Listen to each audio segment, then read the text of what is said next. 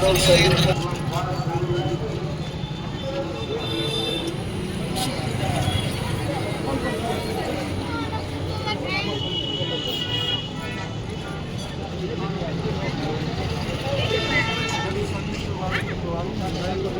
आप बताइए कि महाराज जी के आने में इतना लेट क्यों लग रहा है?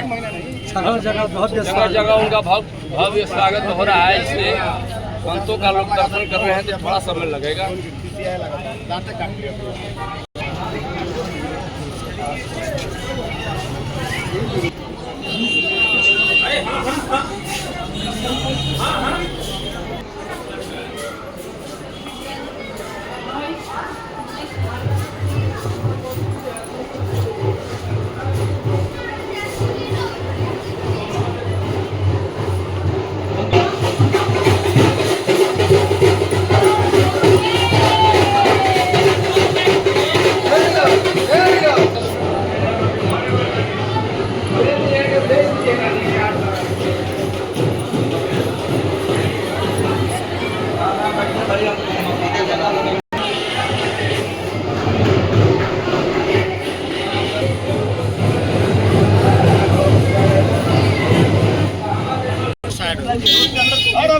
थोड़ा साइड हो जाइए।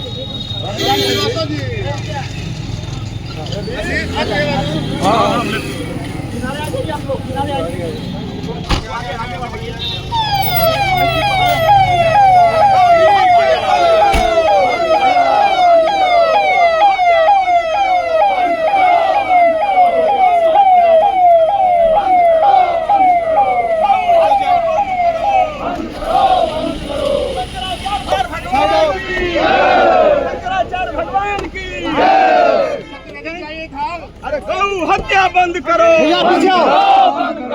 गौ हत्या बंद करो, गौ हत्या बंद करो, बंद करो। शंकराचार्य भगवान की भृगु बाबा की, अरे बोलो रे बोलो भृगु बाबा की, अरे शंकराचार्य भगवान की गौ हत्या बंद करो, गौ हत्या बंद करो, गौ हत्या बंद करो, गौ पीछे रहा भाई, पीछे रहा भाई,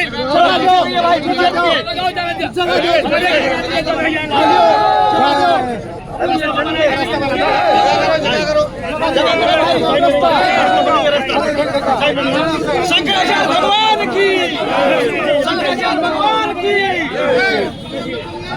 अरे शंकराचार्य भगवान की गौ हत्या बंद करो, गौ हत्या बंद करो, गौ हत्या बंद करो, गौ हत्या बंद करो, सत्य सनातन।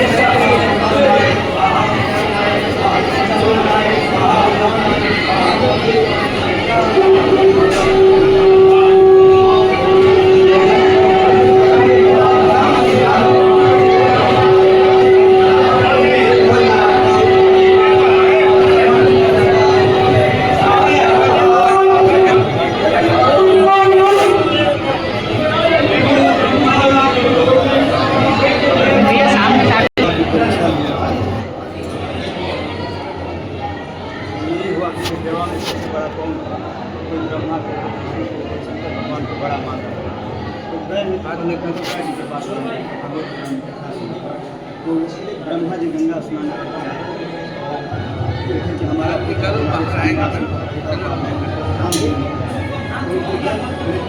श्राप दे दिया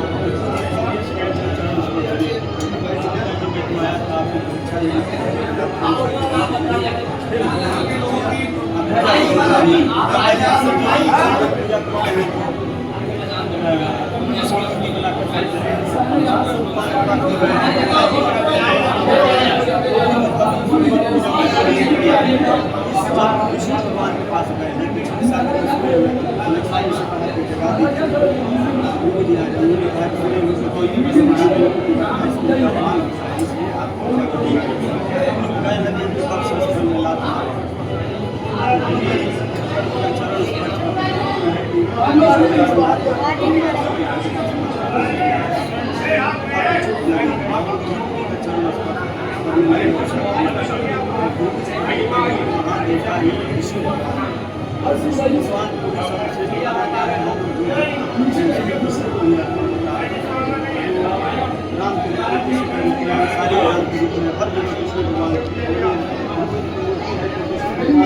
उन्होंने कहा जब जब मैं अवतार होगा तब गुरु जी के चरण कमलों का निशान मेरे नीचे नहीं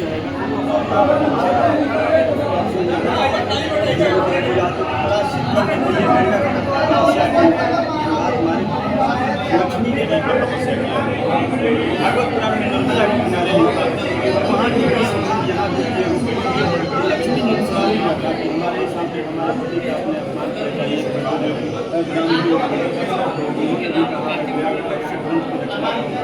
इसके अध्ययन करने से ब्राह्मण से लगा हुआ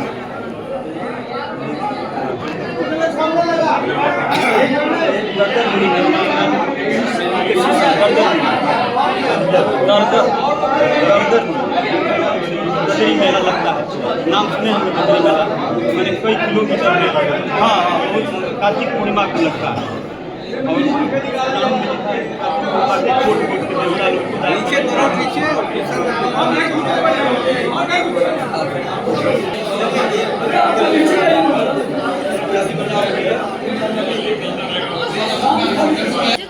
देखो नहीं देखने में खाली उधर का खाली लोकेशन देखने में आगे बाहर गया है, तो खड़ा करने के बाद भी गया है।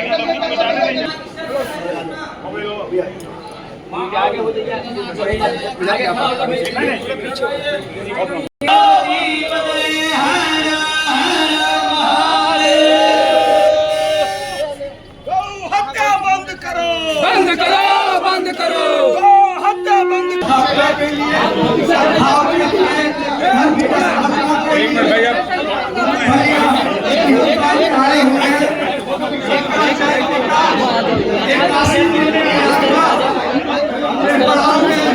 अरे कहाँ जाए बताइए, कहाँ जाए डॉक्टर आप बताइए, हम किधर जाए आप ही बताइए।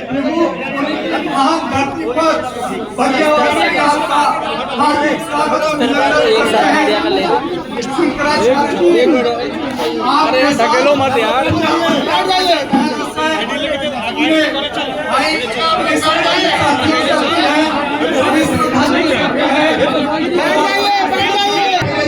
हम लोग शंकराचार्य निकले हैं, सब में इनकी आस्था है, तो सारे लोग अपने अपने स्थानों पर आए ताकि शंकराचार्य का आशीर्वाद हम सभी को प्राप्त हो। आप सभी साथ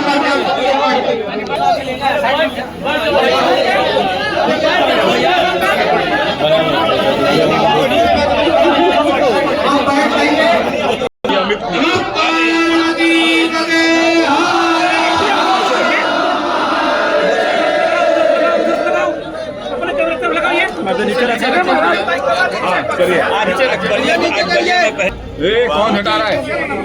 और समर्पित सनातनियों की इस भूमि पर आना पुण्य का कार्य है। हमारा सौभाग्य है कि हम पिछली बार आए हैं। पहले जब यहाँ आए थे तब यहाँ पर कहाँ लगाई बताओ ना तुम लोग। आज गौ माता की बचाने के लिए जो पवित्र यात्रा निकली है, उस यात्रा के माध्यम से हम फिर से एक बार बलिया आए हैं। और यहाँ के लोगों से मिल रहे हैं, सुनाई नहीं दे रहा बाबा। देख रहे हैं और गौ माता के लिए माइक दीजिए, माइक दीजिए, माइक दीजिए। यात्रा कहाँ से कहाँ तक है? माइक दीजिए, माइक दीजिए, माइक दीजिए। ये फिर से गोरखपुर पहुँच करके नीचे वाला खाओ ना भैया, मुझे 24 जुलाई को विश्राम होगा। बंगाल में अभी चुनाव हुए हैं, बीजेपी की जिस तरह से वहाँ बढ़त मिली है, सरकार नहीं मिली है, उसके बाद भी वहाँ हिंसा और आगजनी की घटनाएं शुरू हो गई है, इसको कैसे देखते हैं? ऐसा है कि वहाँ पर चुनाव हुआ है तो होता ही रहता है, कोई हारता है कोई जीतता है, इससे कोई लेना देना नहीं है हम लोगों का। लेकिन हिंसा वो भी जब केंद्रीय बल वहाँ पर बड़े पैमाने पर मौजूद है, उसके बाद भी अगर वहाँ पर निरंतर हिंसा हो रही है तो दो ही कारण हो सकते हैं, या तो पुलिस में इतना बल ना हो कि वो रोक सके, या वो जानबूझ के करने दे रही हो। तो ये तो मानने का कोई कारण नहीं है। अरे मर्द कहाँ लगाओ जो बताओ ना, तो कोई हिंसा को रोक सके, इसलिए यही मानना पड़ेगा। अरे हटाना में साहब। अच्छा, जिस तरीके से ममता बनर्जी अभी भी इस्तीफा नहीं दे रही है, वो कह रही है कि मैं चुनाव हारी नहीं हूँ, लिहाजा मैं इस्तीफा नहीं दूंगी, तो क्या आपको लगता है कि एक बड़ा संवैधानिक संकट है ये? ऐसा है कि संवैधानिक संकट नहीं है, ये भारत की न्यायपालिका की कार्य पद्धति है। जब महाराष्ट्र में जीती हुई पार्टी बनी हुई सरकार को तोड़ करके उद्धव ठाकरे की सरकार गिराई गई थी, उस समय मुकदमा दाखिल किया गया था सुप्रीम कोर्ट में। सुप्रीम कोर्ट तत्काल निर्णय नहीं कर सका, उद्धव ठाकरे ने इस्तीफा दे दिया, लेकिन मुकदमा चलता रहा। जब मुकदमा चलता रहा तो बाद में कई दिनों के बाद, कई महीनों के बाद फैसला आया, और फैसले में जज ने कहा कि इनके साथ अन्याय हुआ था, सही ढंग से तकनीकी गलत सरकार गिराई गई थी।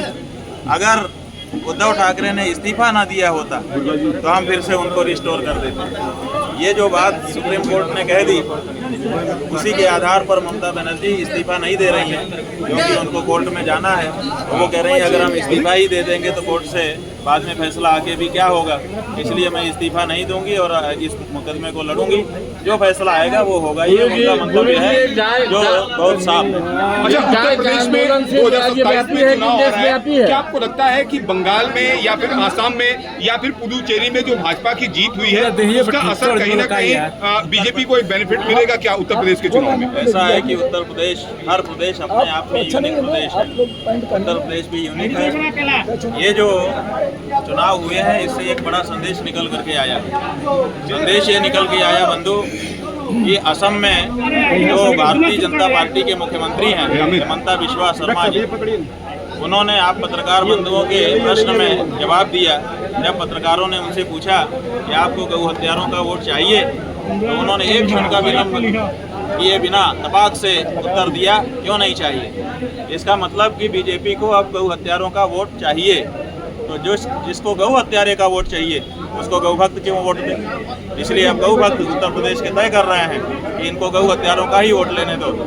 एक हांडी में, एक मटकी में, एक कमंडल में गाय का दूध और गाय का खून दोनों नहीं रखा। आपका आंदोलन ये जो लोग गौ हत्यारों का वोट चाहते हैं, उनको गौ भक्तों का वोट नहीं मिलना चाहिए। अच्छा, उत्तर प्रदेश में योगी आदित्यनाथ की सरकार है, दूसरी बार जो है वो मुख्यमंत्री है, अपना कार्यकाल कर रहे हैं, तो सीएम योगी को आप किस तरीके से देखते हैं उत्तर प्रदेश में? बात यह है कि सीएम तो सीएम होता है, चाहे वो योगी हो चाहे उसका कुछ और नाम हो, वो तो सीएम है। बात यह है, हम लोग ये चाहते थे, पूरा प्रदेश चाहता है कि गाय को पशु ना कहा जाए, माता कहा जाए। अंग्रेजों ने ये व्यवस्था बना दी कि गाय को पशु की सूची में रख दिया। हम तब से मांग कर रहे हैं कि गाय हमारी संस्कृति में, सभ्यता में, धर्म में कभी भी पशु के रूप में नहीं गिनी गई है। ये अंग्रेजों ने गलत काम किया गाय के साथ, इसलिए पशु सूची से हटा करके माता के रूप में प्रतिष्ठा प्रदान कीजिए। लेकिन 9 साल से योगी जी मुख्यमंत्री हैं, वो ये काम कहाँ पर कर पाए। गाय को पशु सूची में ही रख करके चल रहे हैं। तो जो व्यक्ति गाय को मां नहीं कह पा रहा है और क्या गाय के लिए करेंगे। आपका आंदोलन देशव्यापी है या सिर्फ यूपी? हमारा आंदोलन देशव्यापी है। यूपी में इसलिए हम आए हैं क्योंकि हमने ये तय करना चाहा कि जहां सबसे ज्यादा गायों की संख्या घट रही हो उस प्रदेश में हमको पहले काम करना चाहिए। अन्य प्रदेश में स्वाभाविक है कि जहाँ पे ज्यादा विभीषिका होती है वहीं पर पहले काम किया जाता है। हमने जब आंकड़े देखे तो हमने देखा कि उत्तर प्रदेश वो राज्य है जिसमें गायों की संख्या बड़ी तेजी से हर प्रदेश से ज्यादा तेजी से घट रही है, इसीलिए उत्तर प्रदेश में पहले ये कार्य आरंभ किया गया। तो जिस तरीके से जो घटना प्रयागराज में जो आपके साथ घटी थी, तो क्या आपने योगी जी को क्षमा कर दिया है या नहीं? बात यह है कि क्षमा करने का प्रश्न ही अभी आया नहीं। क्षमा कब किया जाता है?